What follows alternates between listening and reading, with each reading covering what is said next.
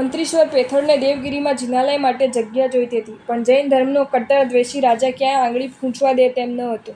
પેથડ શાહે બુદ્ધિનો ઉપયોગ કરી રાજ્યમંત્રી હેમડના નામે સદાવ્રત ચાલુ કરી દીધું. હજારો યાચકોને રોજના 5 પકવાન જમાડવા આપતા. લોકો હેમડની વાહ-વાહ કરવા લાગ્યા.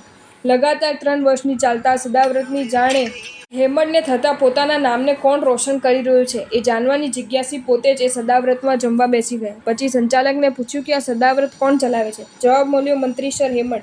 સાશ્ચર્ય હેમડ બોલ્યા, અરે ભાઈ, હેમડ તો હું પોતે જ છું. મેં તો કોઈ દિવસ સદાવ્રત ચલાવ્યું નથી. સંચાલકે હેમડને પેથડ પાસે ઊભા કરી દીધા અને વાતનો ફોડ પાડીને કહ્યું કે આપણે જો મારી પર પ્રેમ હોય તો દેવગિરીમાં કોઈક શુભ સ્થળે મને જિનાલય માટે જગ્યા આપી દો. હેમડે રાજાને પ્રસન્ન કરીને પેથડને જગ્યા અપાવી.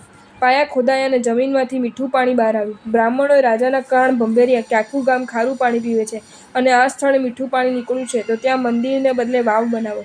આ વાતની પેથડને જાણ થતાં રાતોરાત સાઢણીઓ દોડાવી મીઠાની ગુણો મંગાવીને મંદિરના ખાડામાં ઠળવી દીધી.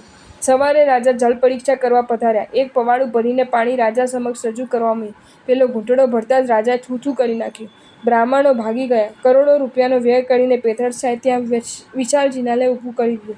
કાળનું કોળિયું બનેલું, મુસ્લિમોના આક્રમણનો ભોગ બનેલું અને જૈનો દ્વારા જ ઉપેક્ષિત બનેલું આ મંદિર આજે પણ દેવગિરી, દૌલતાબાદ, ઔરંગાબાદમાં ખંડેર બનીને ઊભું છે. ભારત સરકારે તેને હિન્દ માતા મંદિર જાહેર કરીને કેન્દ્ર સ્થાને હિન્દ માતાનું સ્ટેચ્યુ સ્થાપન કર્યું છે.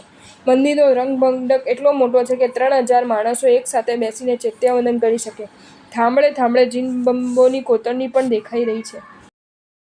જો તમને આ વિડીયો ગમ્યો હોય તો આ વિડીયોને લાઇક કરો અને શેર કરો અને આવા જ નવા વિડીયો જોવા માટે જૈન ફેક્ટ્સ એન્ડ સ્ટોરીઝની ચેનલને સબસ્ક્રાઇબ કરો.